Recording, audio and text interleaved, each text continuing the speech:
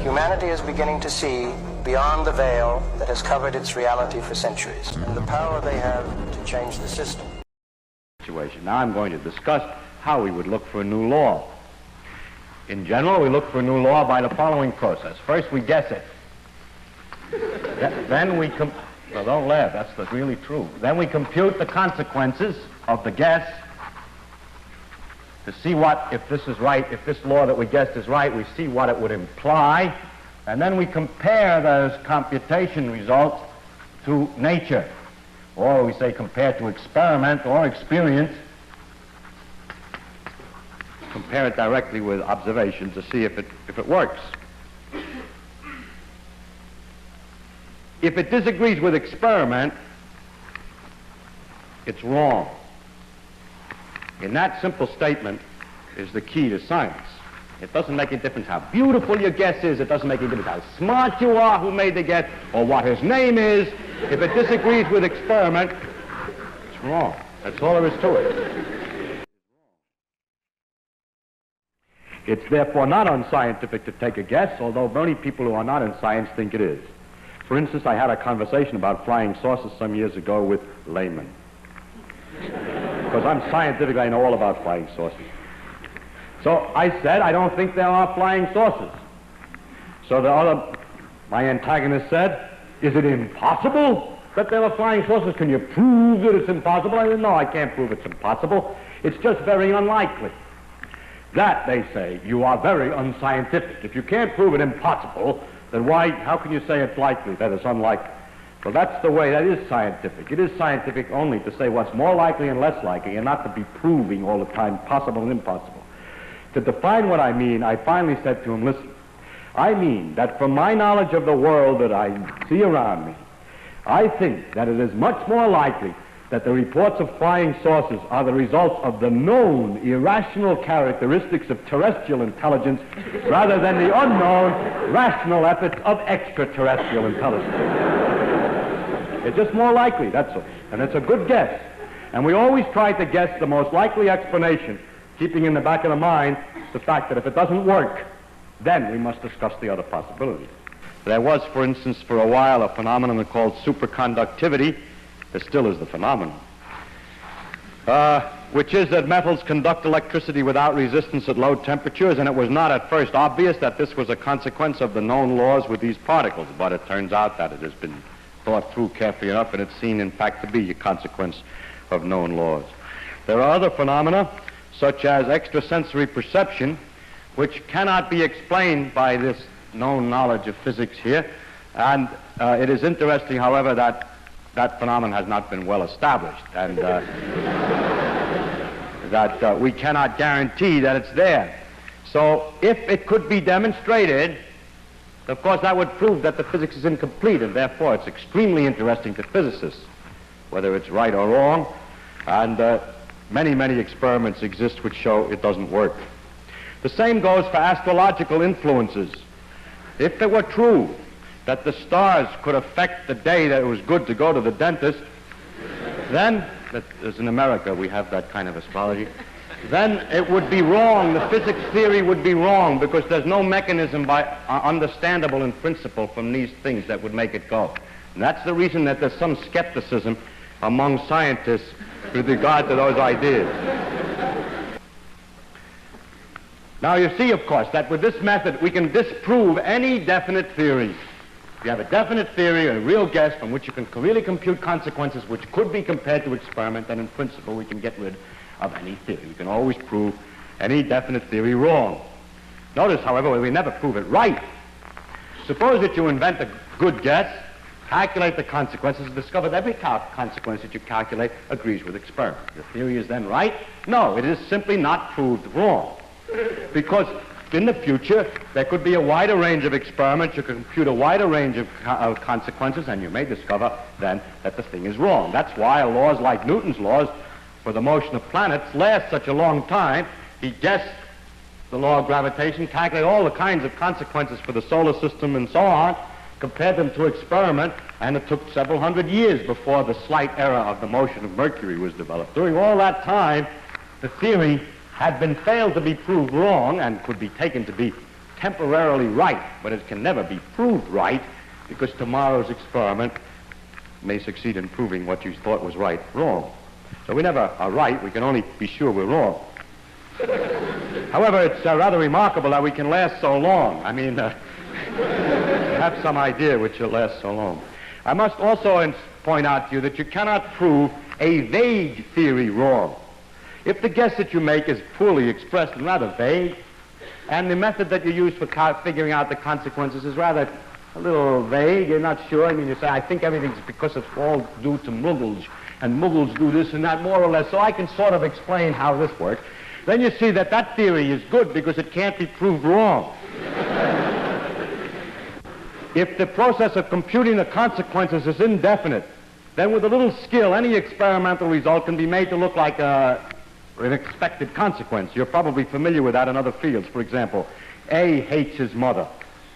The reason is, of course, because she didn't caress him or love him enough when he was a child. Actually, if you investigate, you find out that, as a matter of fact, he did love him very much, and everything was all right. Well, then, it's because she was overindulgent when he was a child. So by having a vague theory, it's possible to get either result. Oh, wait. Now, the cure for this one is the following. It would be possible to say, if it were possible to state ahead of time how much love is not enough and how much love is overindulgent exactly, and then there would be a perfectly legitimate theory against which you can make tests. It is usually said when this is pointed out, how much love is and so on, oh, you're dealing with psychological matters and things can't be defined so precisely. Yes, but then you can't claim to know anything about it.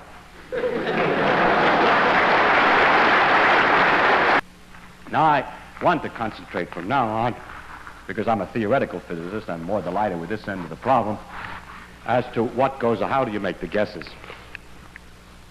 Now, it's strictly, as I said before, not of any importance where the guess comes from.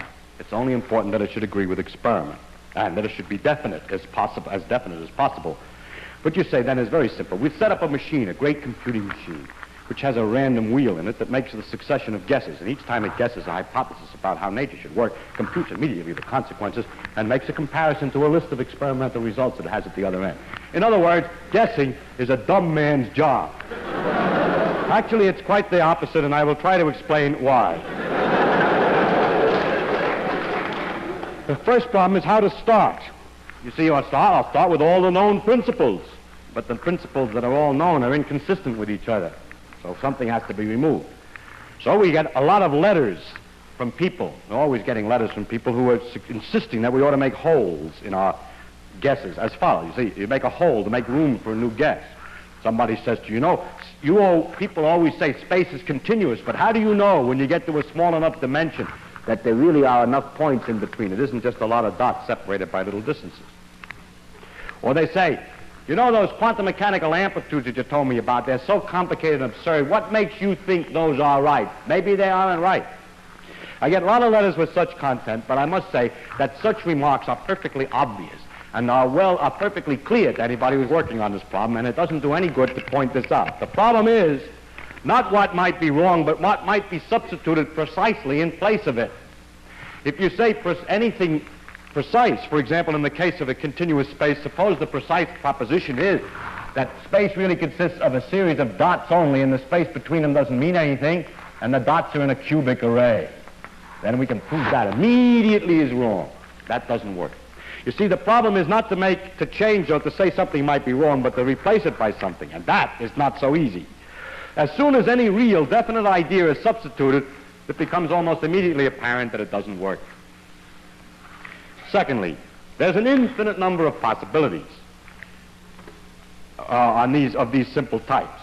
It's something like this. You're sitting working very hard, you work for a long time trying to open a safe, and some Joe comes along who doesn't know anything about what you're doing or anything except that you're trying to open a safe. He says, you know, why don't you try the combination 10, 20, 30? Because you're busy, you're trying a lot of things.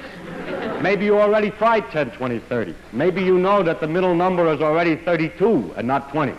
Maybe you know that, as a matter of fact, this is a 5-digit combination that we have. So these letters don't do any good, and so please don't send me any letters trying to tell me how the thing is going to work.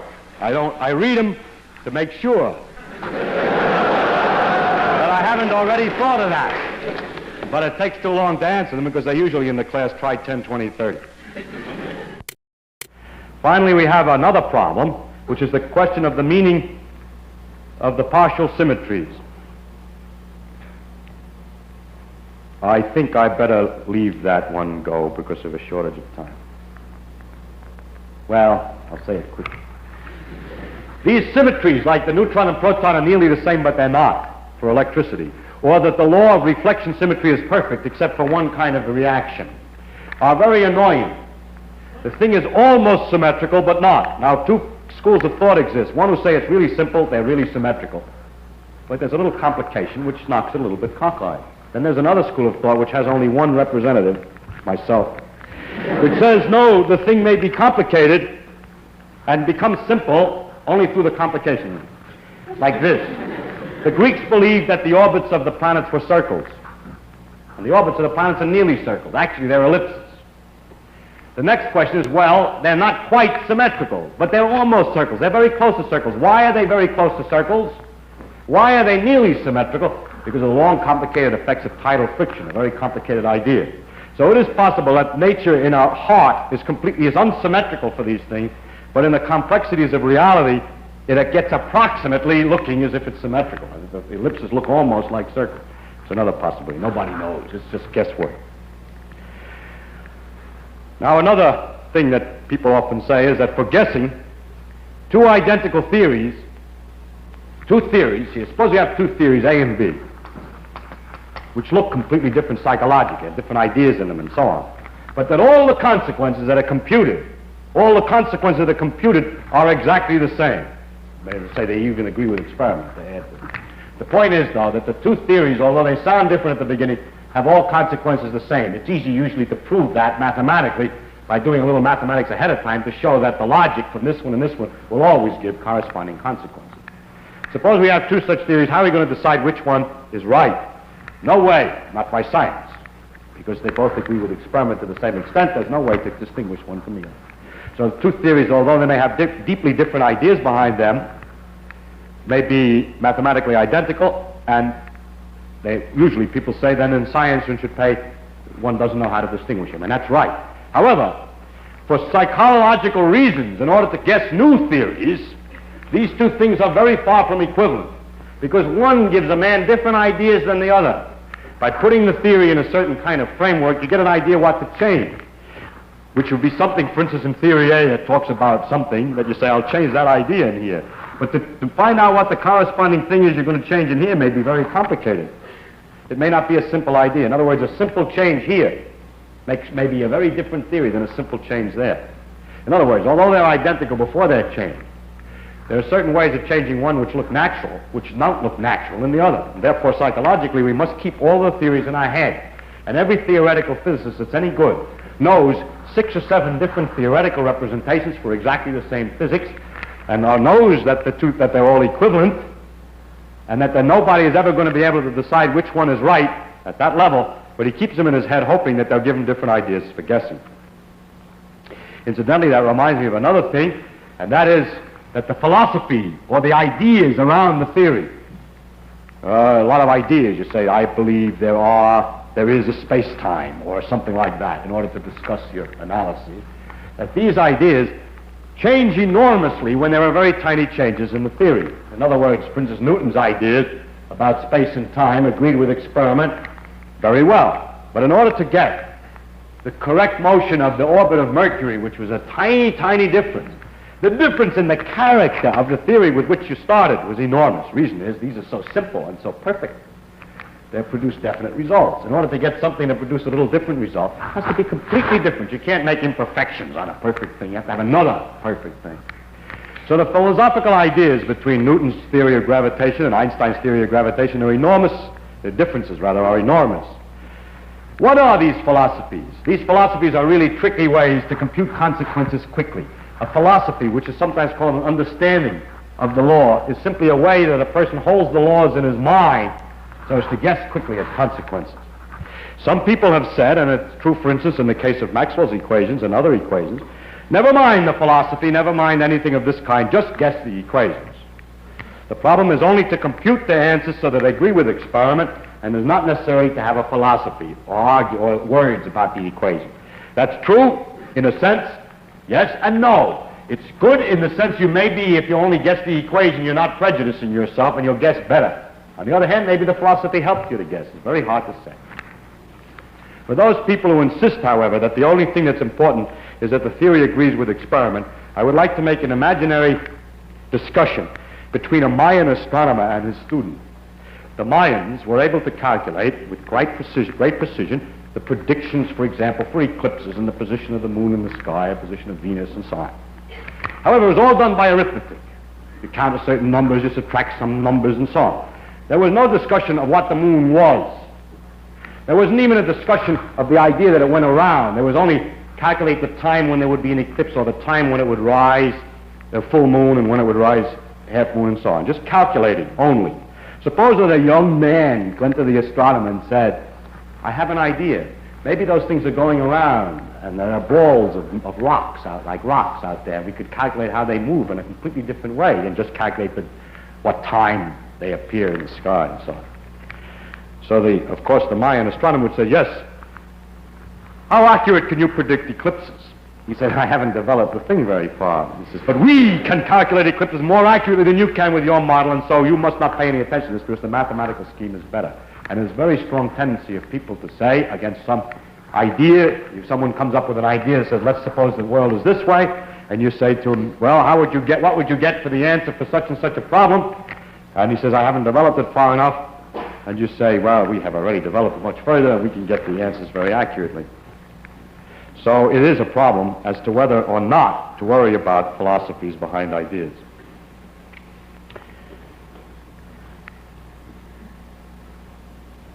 Another thing, of course, that one can use to guess is to guess new principles. For instance, in Einstein's gravitation, he guessed, on top of all the other principles, the principle that corresponded to the idea that the forces are always proportional to the masses. He guessed the principle that if you were in an accelerating car, you couldn't tell that from being in a gravitational field. And by adding that principle to all the other principles, was able to deduce correct laws of gravitation. Well, that outlines a number of possible ways of guessing. I would now like to come to some other points about the final result. First of all, when we're all finished and we have a mathematical theory by which we can compute consequences, it really is an amazing thing. What do we do? In order to figure out what an atom is going to do in a given situation, we make up a whole lot of rules with marks on paper, carry them into a machine which opens and closes switches in some complicated way, and the result will tell us what the atom is going to do. Now, if the way that these switches opens and close was some kind of a model of the atom, in other words, if we thought the atom had such switches in it, then I would say, oh, I understand more or less what's going on.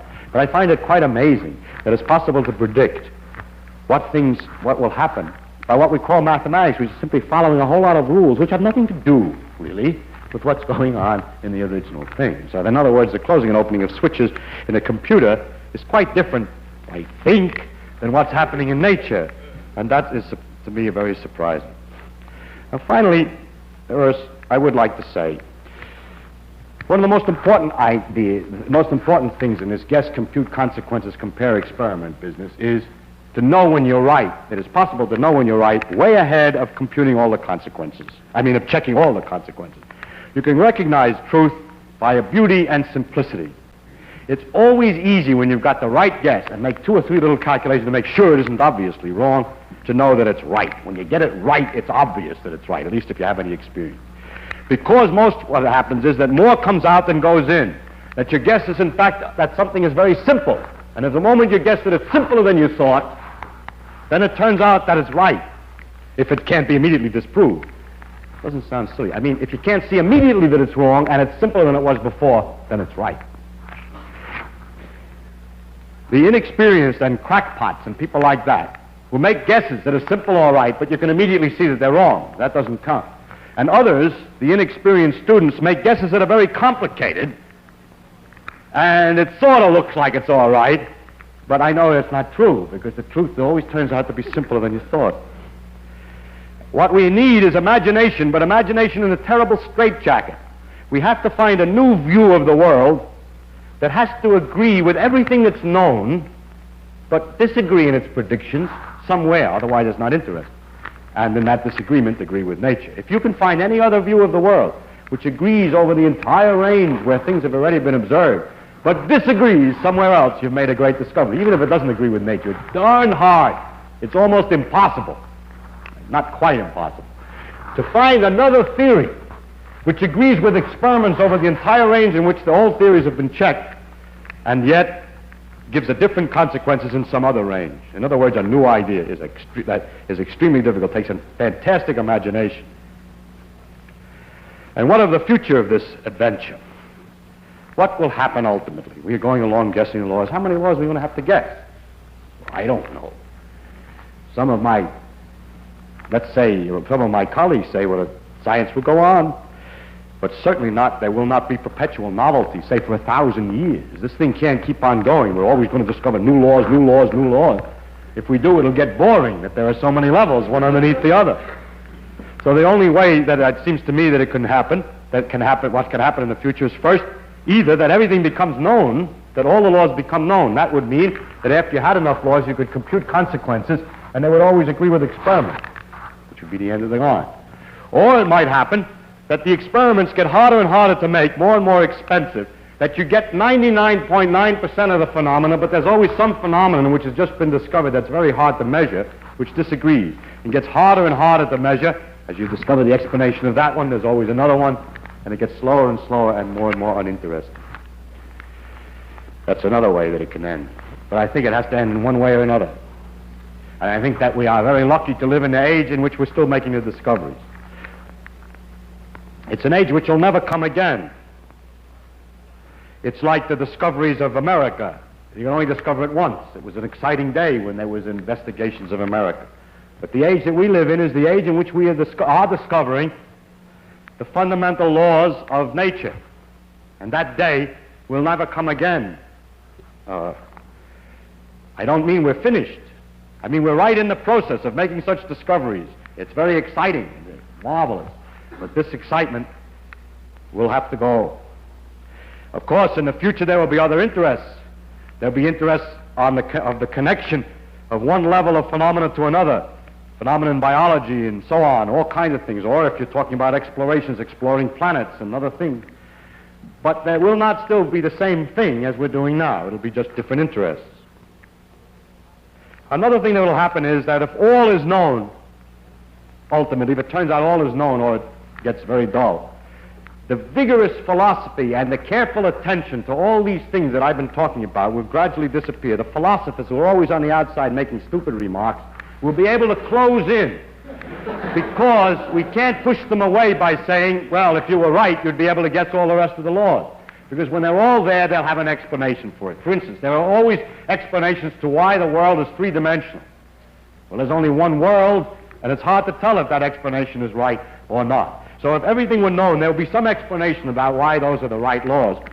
But that explanation will be in a frame that we can't criticize by arguing that that type of reasoning will not permit us to go further. So there will be a degeneration of the ideas, just like the degeneration that great explorers feel occurs when tourists begin moving in on the territory.